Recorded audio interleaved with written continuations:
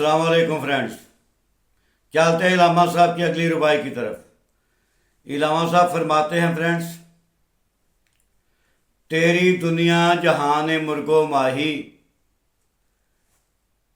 تیری دنیا جہان مرغ و ماہی، میری دنیا فغان صبحگاہی، تیری دنیا میں محکوم و مجبور، تیری دنیا میں میں محکوم و مجبور، میری دنیا میں تیری بادشاہی۔ علامہ صاحب فرماتے ہیں فرینڈز، تیری دنیا جہان مرغ و ماہی، اے اللہ تعالیٰ، یہاں اس دنیا کے اندر جو کچھ بھی ہے وہ تیرا ہے۔ چرند ہیں وہ تیرے ہیں، پرند ہیں وہ تیرے ہیں، جتنی بھی چیزیں جن کو آپ نے حیات بخشی ہے وہ سب کی سب تیری ہیں۔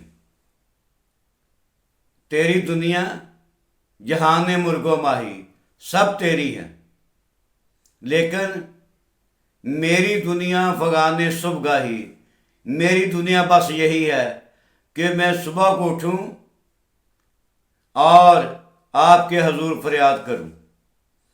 میرے لیے فریاد کرنے کے سوا اور کوئی چارہ نہیں ہے، اور کچھ نہیں میرے پاس۔ میری دنیا فغان صبحگاہی، کہ صبح کی فریاد کروں۔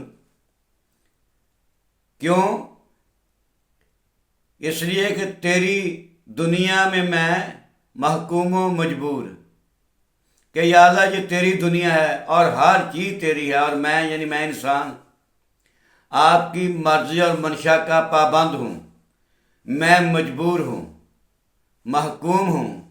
تیری دنیا میں میں محکوم و مجبور، تیری دنیا میں مجبور ہوں، کچھ نہیں کر سکتا۔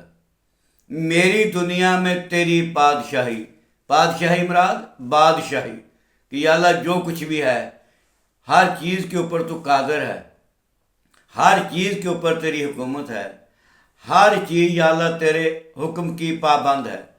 کہنا اقبال اصل یہ چاہتے ہیں کہ یا اللہ میں دنیا میں انسان بہت مجبور ہوں، تو میری آہو فغاں سن لے، میری صبح کے نالے بھی سن لے، اور شب کی آہیں بھی سن لے یا اللہ، اور اس ملت کو کسی کنارے پہ لگا دے۔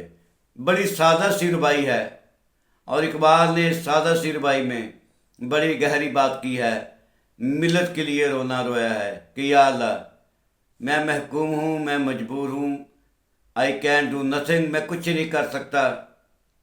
یا اللہ اس کا بیڑا پار کر دے، اس کو ساحل پہ پہنچا دے۔ تھینک یو، اللہ حافظ۔